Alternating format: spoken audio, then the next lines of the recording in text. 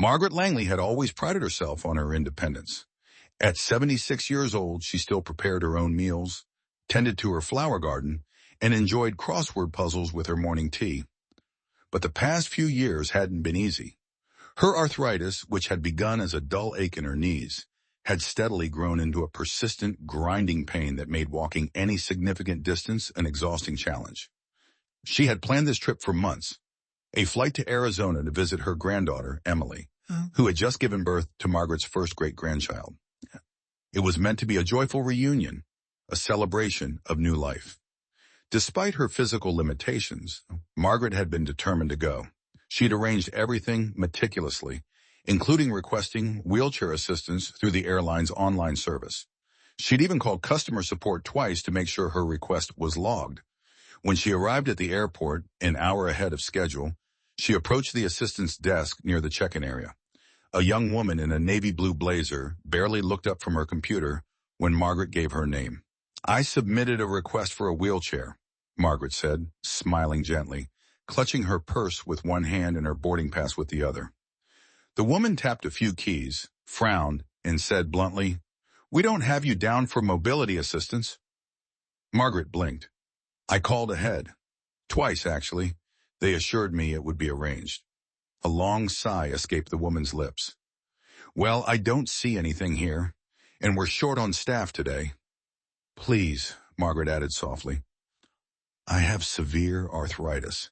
I don't think I can walk the entire length." The woman finally looked up. "Ma'am, old age isn't a disability," she said. "We're here to help people with real medical conditions." The words stung deeper than expected. Margaret stood still for a moment, stunned. "But arthritis is a medical condition," she said, a slight tremble in her voice. "And my knees—" "You'll have to make your way to the security checkpoint on your own," the woman cut her off. Margaret turned away slowly, her heart pounding with a mixture of anger and embarrassment. She didn't want to cause a scene. She'd never been one to argue, but she felt like she'd been brushed aside.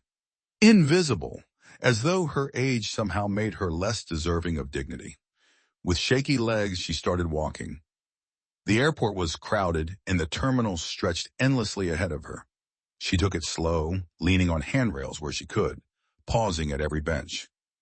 No one offered help. People glanced at her, but quickly looked away.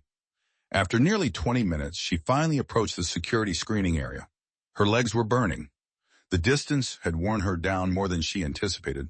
The TSA checkpoint was chaos, families fumbling with luggage, alarms beeping, agents barking instructions.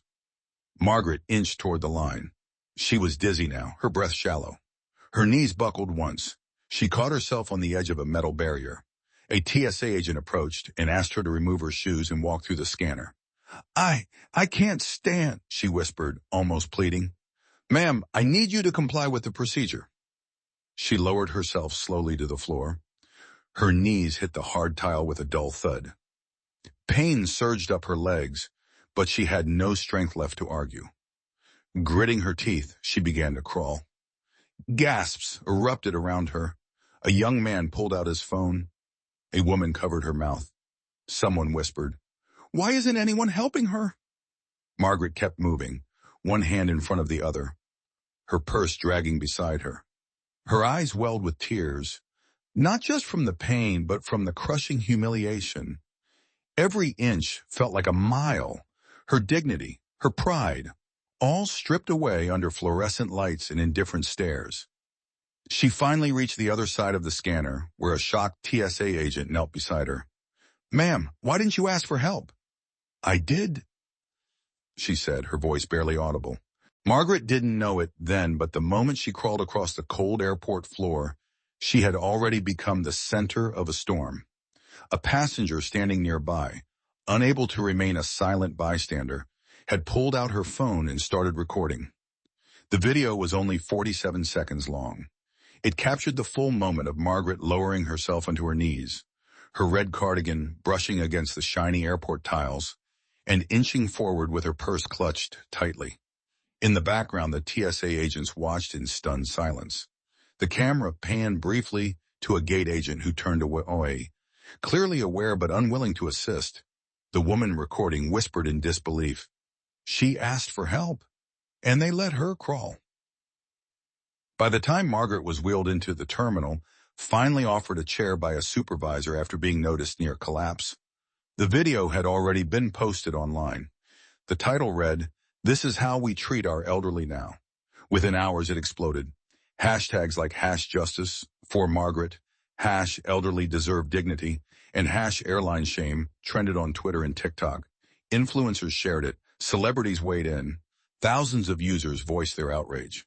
One comment read, "My grandmother has arthritis. This could have been her, and I'm heartbroken and furious." Another wrote, "This isn't about policy. This is about basic human decency." People began tagging the airline and the airport authority directly. By noon the next day, the official accounts were flooded with angry comments demanding accountability. Some users called for a boycott. Others posted stories of their own elderly relatives facing similar indignities in public places. Margaret, meanwhile, was resting in a small clinic near her daughter's home. After the incident, the flight had been delayed due to concern for her health. A kind passenger had stayed by her side, giving her water and keeping her calm until paramedics arrived at the arrival gate. She hadn't even realized she was trending. It wasn't until her granddaughter, Emily, burst into the room holding her phone, eyes wide with concern and disbelief, that Margaret was told. They filmed me," she asked softly, her voice still hoarse. Emily hesitated. "Yes, Grandma, but everyone's on your side. The world is furious about what happened." Margaret leaned back against the pillows, closing her eyes. "I didn't want to be anyone's symbol. I just needed a little help." But she was a symbol now, for all the elderly who had been dismissed, overlooked, or humiliated. For those who had to swallow pain because they were told, "It's just old age." For every time someone's quiet suffering was ignored because it made others uncomfortable. That evening, a national news station reached out for an interview. Margaret declined. She wasn't ready to speak, but her granddaughter, a former journalism major, spoke on her behalf. "This isn't just about my grandmother," Emily said, facing the camera bravely. "It's about a system that forgets our elders deserve dignity. My grandma paid taxes her whole life, raised children, cared for neighbors, and when she needed help the most, she was told she wasn't disabled enough to deserve it." A representative from the airline finally issued a public apology. The statement read, "We sincerely regret the incident involving Miss Langley and acknowledge that it does not reflect the values of compassion and care we strive to uphold. An internal investigation is underway."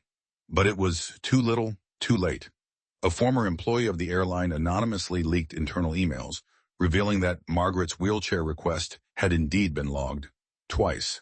But due to low priority designation, it was overridden in the system when a higher status frequent flyer had also requested assistance. That information spread like wildfire.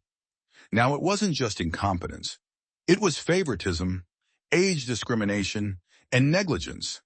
A petition demanding better treatment for elderly travelers surpassed 500,000 signatures in 36 hours. Margaret sat quietly on her porch days later, the Arizona sun warming her skin. She watched birds flutter across the fence and tried to forget the cold tile beneath her knees. But every time she closed her eyes, she could feel it again.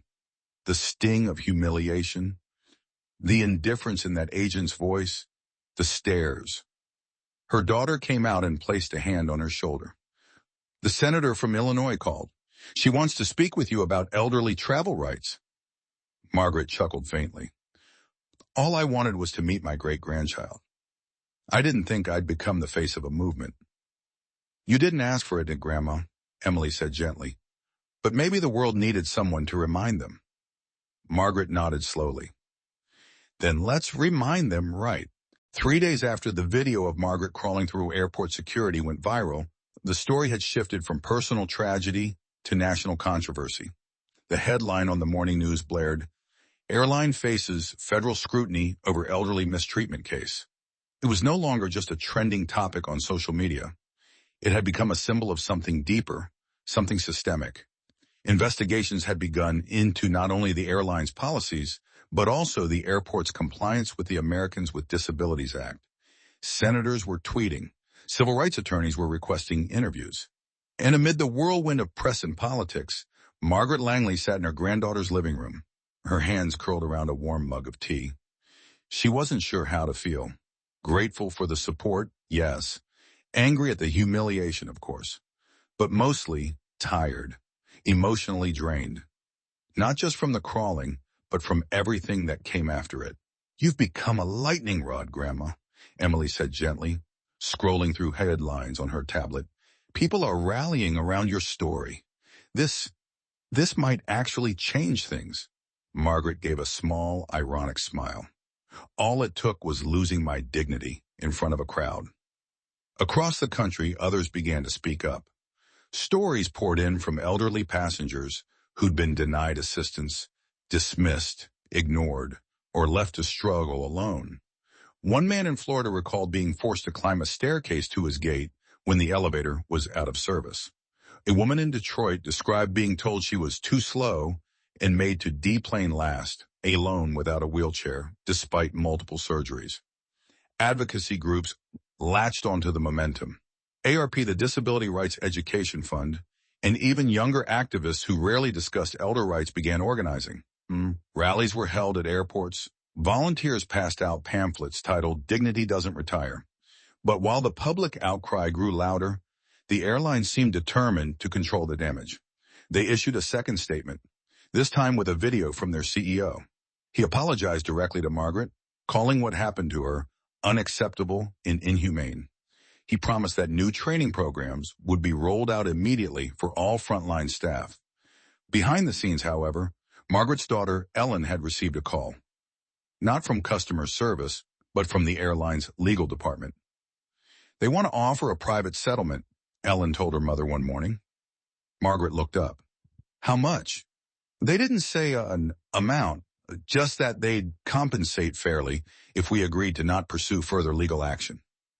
There was a long silence. "Do you want to?" Ellen asked. Margaret took a breath. "I don't care about money, but I care if the next old woman doesn't have to crawl just to visit her family." Ellen nodded. "So we keep going." The following week, Margaret agreed to speak at a town hall in Phoenix, where airport officials, media, and local citizens had gathered to discuss elderly accessibility. She sat in a high-backed chair on stage, a microphone clipped to her cardigan, surrounded by people decades younger but united by purpose. Her voice was steady but soft. "I didn't want attention," she began. "I didn't want to be famous. I wanted to see my great-granddaughter. That's it. But when I was told that old age isn't a disability and that I should walk like everyone else, I realized this isn't just about me. It's about the message we send every time we ignore the pain of someone slower, older, or quieter than the rest." The room was silent. "I crawled across that floor because I didn't want to miss a moment of life," she said. "But no one should ever have to crawl for dignity." A standing ovation followed. Some in the room wiped tears from their eyes. One reporter described it later as the speech that shifted the conversation. By the end of the month, several policy proposals were introduced to Congress.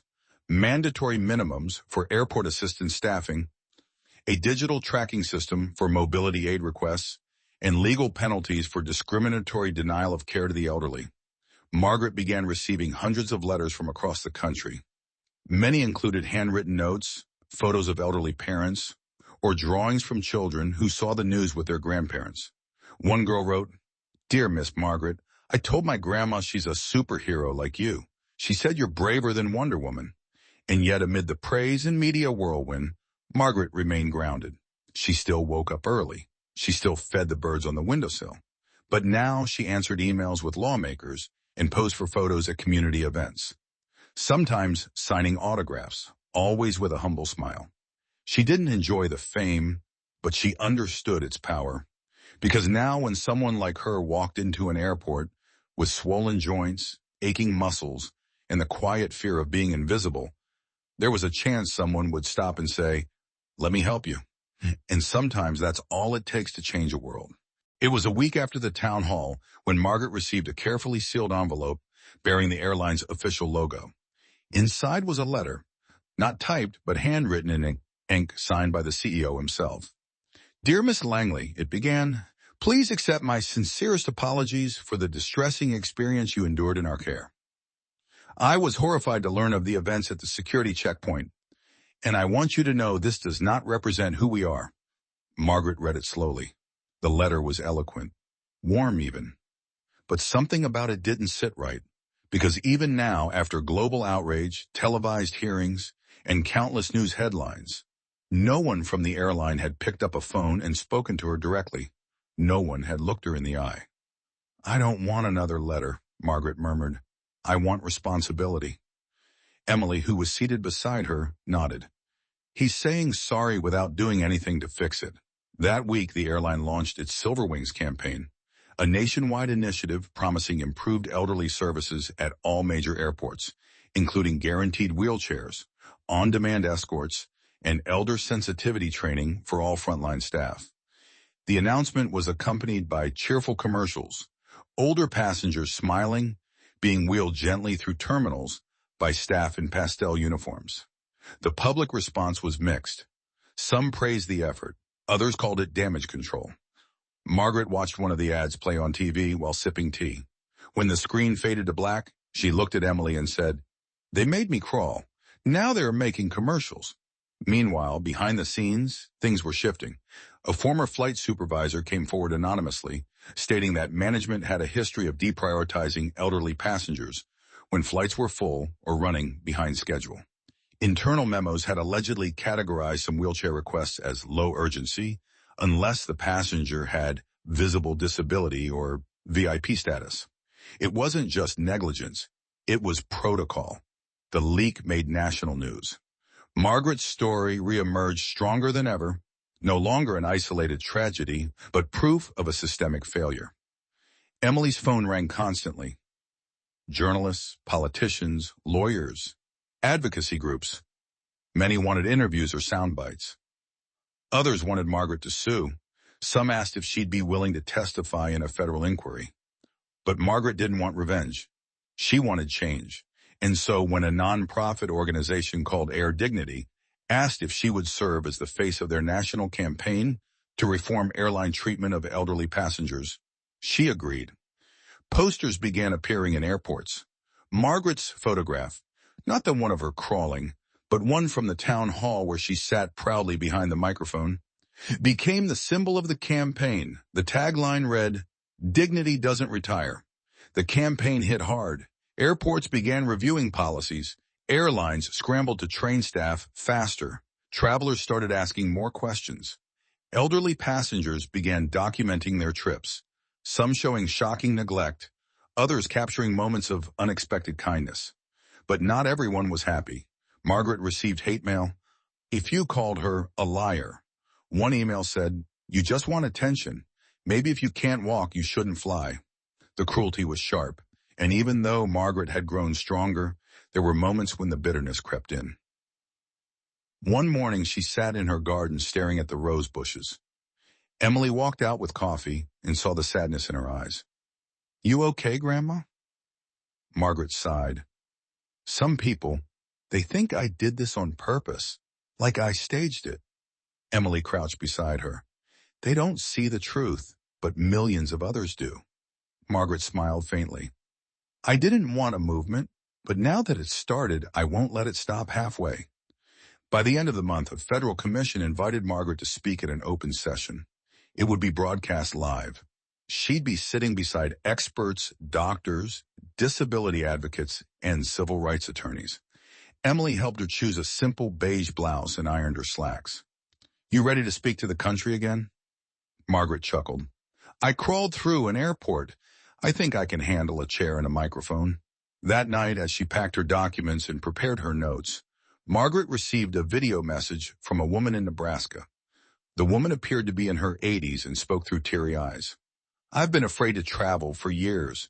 My children live on the other side of the country, and I thought I'd never see them again.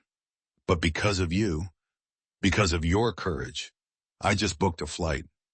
Margaret wiped her cheeks slowly, breathed in deeply, and whispered, "Then it was all worth it." The day of the federal hearing arrived with a strange mix of quiet and thunder. Outside the Capitol building, a crowd had gathered. some holding signs with slogans like, "Respect our elders." Others simply holding photos of their parents and grandparents.